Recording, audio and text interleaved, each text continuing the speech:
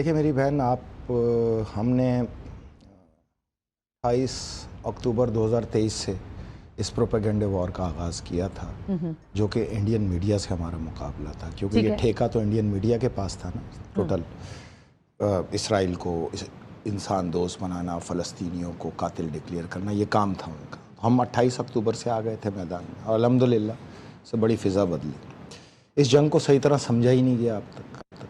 اس کو غزہ جنگ بتایا جاتا ہے، اس کو فلسطین جنگ بتایا جاتا ہے، یہ غلط بات ہے۔ یہ جنگ ہے بیت المقدس کی آزادی کی جنگ۔ وہ فلسطین دو حصوں میں تقسیم ہے، ایک ویسٹ بینک میں، ایک غزہ میں۔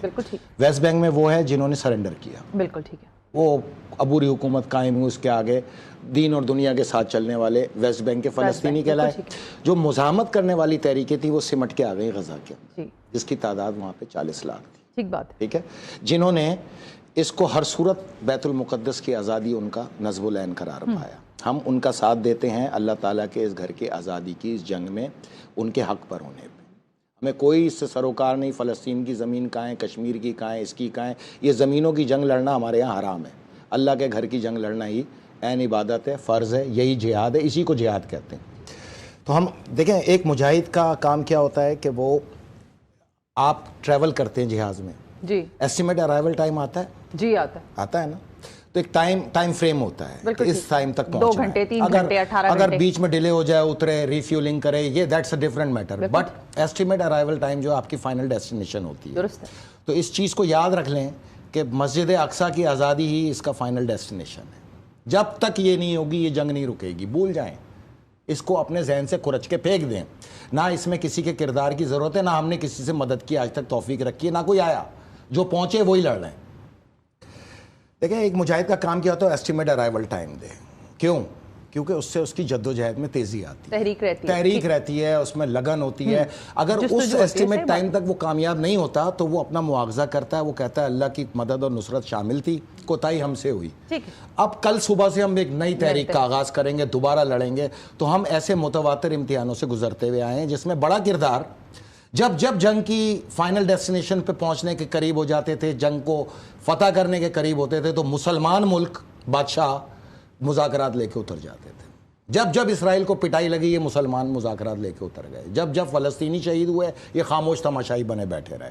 تو ایک کردار تو یہ تھا کہ جب جنگ شروع ہوئی تھی 28 اکتوبر کو، ہم سوچ رہے تھے ہماری جنگ صہیونیوں سے، غلط ثابت ہوا۔ جب 2024 میں پہنچے تو پتہ چلا کہ دیگر نیٹو ممالک، امریکہ، یہ سب اس کی پش پناہی پہ برٹش کھڑے ہوئے ہیں۔ لیکن 2024 کے مڈ میں جب ہم پہنچے تو ہمیں پتہ چلا کہ صہیونیوں، انتہا پسند عیسائیوں، انتہا پسند یہودیوں کے علاوہ یہ جنگ مسلمانوں سے بھی ہے۔ مسلمان بھی ان کے سب سے بڑے اتحادی ہیں۔ کل ملا کے 40 مسلمان ملک سمیت یہ 80 ملک اس جنگ کے اندر موجود ہیں۔ تو آپ جو جنگ لڑ رہے ہیں وہ ایک عالمی طاقتوں سے جنگ لڑ رہے ہیں، بشمول انتہا پسند ہندو، انتہا پسند یہودی، انتہا پسند عیسائی اور بشمول مسلمان۔ یہ وہ تاریخی حقیقت ہے جس کو تسلیم کرو، اور نہیں کرو گے تو دنیا تو کر رہی ہے۔ تمہارا تسلیم کرنے نہ کرنے سے کیا ہوتا ہے، دنیا دیکھ رہی ہے۔ دیکھیں، اس میں اب چونکہ ہم دوبارہ سے اس ٹاپک پہ آئیں انٹرنیشنلی، تو اس کو اب سوچتے ہوئے چلیں کہ یہاں 2 پہلو ہمارے لیے ہیں جو تھے نازک ترین تھے، جس کی وجہ سے اس جنگ میں تعطل آتے رہے۔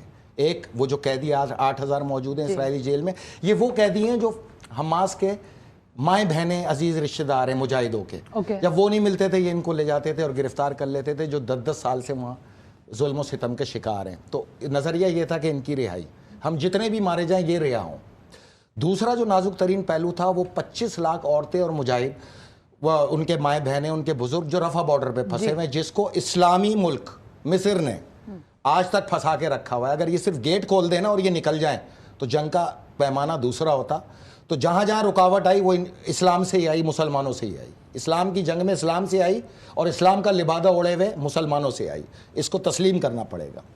نمبر 2 میں آپ کو بتاؤں کہ اسلام کی پہچان کیا تھی اس جنگ میں، کہ اس میں ہم نے ایک سویلین کو نشانہ نہ بنایا آج تک، جس کا اقرار خود اسرائیلی media, British media, American media, European media سب نے کیا، ایون کہ مسلمان الجزیرہ فلاں دماغ سب نے کیا کہ اب تک اسرائیل کے اندر ایک سویلین بھی نہ مارا گیا، جتنے مارے گئے سب فوجی مارے گئے۔ تو اب چن چن کے ڈھونڈ کے مارنے کے اندر جو ہے یہی اسلام اور دوسرے مذاہب کی تعلیمات میں فرق سامنے آیا کہ اسلام وحشت کا مذہب نہیں. اسلام نے جو آپ کو پیرامیٹرز طے کیے ہیں, آپ نے اس کے مطابق جنگ لڑنا ہے. اس سے 19-20 کریں گے تو نہ آپ اسلام ہے, نہ آپ کی اسلام کی کوئی خدمت ہے, نہ اسلام کی آپ پیروکاری کر رہے ہیں. تو یہ ممکن نہیں ہے. ابھی تک یہ جنگ شروع ہی نہیں ہوئی. یہ تو رپلائی دے رہے ہیں ہم, جو وہ اٹیک کرتے ہیں ہم رپلائی کرتے ہیں ان کو, چاہے حماس کرے, حزب اللہ کرے, انصار اللہ کرے, حشد الشعبی کرے, جو بھی کرے وہ رپلائی کرتی ہے. میں نے آپ سے جو یہ کہا تھا نا کہ جس دن یہ فل اسکیل جنگ شروع ہوگی تو یہ 72 آورز کی ہوگی. یہ میری بات یاد رکھنا آج بھی آپ. فل اسکیل اب قریب ہے, پہنچنا ہی پہنچنا ہے. اس کی وجہ میں آپ کو بتاؤں گا کہ یہ جو جنگ کی پکچر دکھائی جا رہی ہے مختلف ہے, جو اصل جنگ ہے وہ بالکل مختلف ہے.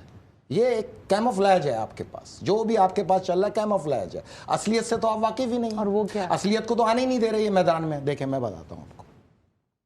پہلے تو یہ یاد رکھیے گا کہ فل فلیج جنگ وہ ہوتی ہے, فل اسکیل وار ہوتی ہے جس کے اندر دو بدو بھرپور مقابلہ ہوتا ہے. ٹھیک ہے. ابھی تو اسرائیل حملے کرتا ہے تو لبنان ریٹیلیٹ کرتا ہے, لبنان نہیں کرے گا تو یمن ریٹیلیٹ کرتا ہے. جنگ بندی ہوئی, جب جنگ بندی کا انہوں نے خلاف ورزی کی تو یمن نے ریٹیلیٹ کیا. نہ ایران نے کیا, نہ لبنان نے کیا, لیکن مختلف پورشنز اس کے ریٹیلیشن پہ کہیں نہ کہیں ایک جواب دے دیتا ہے. جنگ کیا ہے؟ دیکھیں یہ 40 لاکھ لوگ ہیں جو غزہ کے اندر موجود ہیں. وہ نہ آپ سے یہ کہتے ہیں کہ جنگ بند کراؤ, نہ وہ یہ کہتے ہیں گولہ باری بند کراؤ. یہ ہمیں گولوں سے مارتے ہیں, بموں سے مارتے ہیں, یہ ماریں. ان کی طرف سے کبھی آواز نہیں آئی. یہ جو تکلیف اٹھی پڑی ہے نا لوگوں میں کہ ہم پریشان ہیں, ہم پر, تم کائے کے پریشان ہو؟ کل پی ایس ایل کھڑا ہوگا تم پھر بھول جاؤ گے. تمہارے تو ٹوپیاں اور ٹوپی ڈرامے دیکھتے ہوئے 2 سال ہو گئے. کیا مدد کی ہے تم لوگوں نے آج تک فلسطین کی؟ 2 کنٹینر خوراک کے بھیجے ہیں, 500 کنٹینر ڈیلی چاہیے وہاں. ان کے بچے بھی ہیں, بیویاں بھی ہیں, تعلیم بھی ہے, میڈیکل بھی ہے, زندگی بھی ہے, ہر کچھ ہے.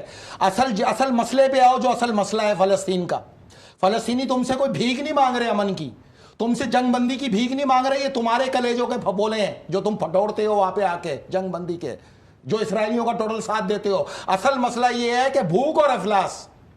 اب تک 5,60,000 لوگ نیئر ٹو ڈائی ہیں. بالکل یہ دیکھیں میں نے آج خود بھی رپورٹس پڑھی ہیں. 51,000 شہری کسی بھی وقت ہلاک ہو سکتے ہیں, جس میں 6,000 معصوم بچے ہیں. کیوں؟ دودھ نہیں ہے, کھانا نہیں ہے, پیاس ہے, پانی ہے. دیکھو بھوک کے آگے تو دنیا سرنڈر کر جائے. درست بات ہے.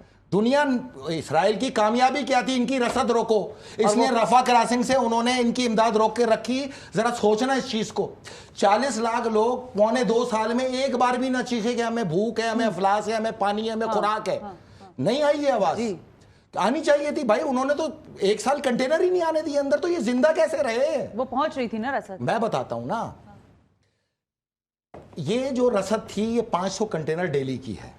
اس میں دودھ بھی ہے, دلیا بھی ہے, خوراک بھی ہے, میڈیکل بھی ہے, میڈیکل انسٹرومنٹ بھی ہے, سرجیکل گیسز بھی ہیں, میڈیکل گیسز بھی ہیں, ایون کہ پیپر, پن پیپر, ہر طرح کی چیز, ایوریتھنگ جو ایک انسان کو زندہ رہنے. اس میں اسماعیل ہانیہ شہید کا بیان یاد رکھنا کہ ایران نے ہمیں کوئی کمی نہیں ہونے دی, کوئی کمی نہیں ہونے دی ہمیں ایران نے. 1.25 سال ایران نے ہر چیز ہماری دہلیز پہ پہنچائی ہے. اب کہاں سے پہنچائی ہے؟ رفح کراسنگ تو بند تھی. اردن والے تو سب سے بڑے یزید, وہ سارا مال اسرائیل کو بیچتے ہیں. ہم نے آج تک ایک جہاز نہیں ان کا پہنچنے دیا اسرائیل حیفا بارڈر پہ. جتنا اسلحہ آیا, جتنا خوراک آئی اسرائیل کی, سعودی عرب, یو اے ای اور ترکی کے وجہ سے اردن کے رستے اسرائیل میں داخل ہوئی. مسلمانوں کو ایک ٹرک, یہ مومنوں کو ایک ٹرک نہیں دیا مسلمانوں نے آج تک, یہودیوں کو بھیجا 1.25 سال. تو ان تک یہ خوراک کیسے پہنچی؟ اصل چیز پر آؤ, جو اصل مدعا ہے. یہ خوراک آتی تھی شام کے ذریعے. یہ جو ایران نے 16 سال میں یہ ٹنلز بنائی تھیں, اسی کے ذریعے اسلحہ, اسی کے ذریعے خوراک, اسی کے ذریعے تمام ضروریات زندگی پہنچا کرتی تھی. اس شام کی معیشت میں تھا کیا؟ کچھ بھی نہیں. تیل امریکی چوری کرتے تھے, گیس ترکی والے چوری کر کے لے جاتے تھے داعش کے ساتھ مل کے. تو یہ شام کس چیز پہ چلتا تھا؟ $1.5 ارب مہینے کا خریداری ایران شام سے کیا کرتا تھا, جس سے شام کی معیشت چلا کرتی تھی. شام سے یہ $1.5 ارب کی معیشت سے شام خوشحال ہوتا چلا جا رہا تھا. اس کا مطلب ہے 14-15 ارب سال کی جو خریداری تھی غذا کی, خوراک کی, فلسطین کی, وہ تھی شام سے. یہاں سے خریدی جاتی تھی اور پھر انٹرنلز کے ذریعے 400 کلومیٹر ٹریول کرتے ہوئے یہ غزہ تک پہنچا کرتی تھی. وہاں سے غزہ میں جتنے بھی جہادی تھے، چاہے 40 تھے 50,000 تھے، وہ وہاں موجود ہی نہیں تھے، وہ یہاں شام میں موجود تھے۔ 500 کا جتھا روز جاتا تھا، 500 کا جتھا روز آتا تھا، اسی لیے وہ شہادتیں نہیں ہوئیں جو کہ ایک متوقع شہادتیں تھی، ہوتے تو ہوتی نا۔ تو یہ سارے تو ٹریننگ کی جتنی کی سب کچھ انہی ٹنلز کے ذریعے کی۔ یہ ٹنلز ہی بقیہ حیات تھی فلسطین کے غزہ کی۔ ہوا کیا، ان کا پورا زور تھا، انہوں نے پہلے رفح بارڈر روکا کہ یہاں سے یہ خوراک کو روکیں گے تو یہ سرنڈر کریں گے، وہ ہو نہ سکا کیونکہ ڈیلی کی بنیاد پہ 500 کنٹینر ان ٹنل سے ہوتے ہوئے جو 200 فٹ گہری چوڑی ٹنلز تھیں، ان سے یہ خوراک اور یہ اسلحہ اور یہ تمام مجاہدین پہنچا کرتے تھے۔ انہوں نے ٹرکی کے ساتھ، سعودی عرب کے ساتھ ساز باز کر کے مسلمانوں کے ذریعے اس شام پہ قبضہ کرایا، جولانی بریگیڈ کے نام پہ۔ وجہ کیا تھی؟ وجہ تھی اس ٹرانسپورٹیشن کو روکنا، اس خوراک کو روکنا۔ اب چونکہ وہ ٹنلز بند کر دی گئی ہیں، تباہ کر دی گئی ہیں، تو اب نہ خوراک آ رہی ہے، نہ پانی آ رہا ہے، نہ جنگی ساز و سامان آ رہا ہے، اور غزہ والے مجبور ہو گئے سرنڈر کرنے کے لیے۔ سرنڈر تک پہنچ چکے ہیں، میں آپ کو آج یہ بات بتا رہا ہوں۔ 51,000 لوگ 2 یا 3 دن کے اندر دہلیز پہ کھڑے ہیں، کیونکہ نہ پانی ہے نہ خوراک ہے، بھوک اور افلاس سے شہادتیں ہو رہی ہیں۔ تو تم مسلمان یہاں پہ مظاہرے کرنے کے بجائے جاؤ اور اپنے ان مسلمان حکمرانوں کو بولو کہ یہ جنگ بندی تو تم نے کرائی تھی، تم نے کرائی تھی جنوری میں یہ جنگ بندی، اور سب اس شرائط کے ساتھ ہوئی تھی کہ نہ غزہ رکے گی، نہ غذا رکے گی، نہ پانی رکے گا، نہ ہی کوئی خوراک کی ٹرانسپورٹیشن پہ خلل آنے دیا جائے گا۔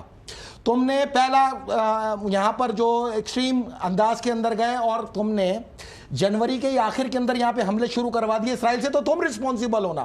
تم نے بند کرائی تھی، قطر نے بند کرائی تھی، اردن نے بند کرائی تھی، مصر نے بند کرائی تھی، ترکی نے بند کرائی تھی، سعودی عرب نے بند کرائی تھی، UAE نے بند کرائی تھی۔ یہ جتنی شہادتیں ہیں اس کے ذمہ دار صہیونیوں کے ساتھ ساتھ یہ مسلمان ہیں۔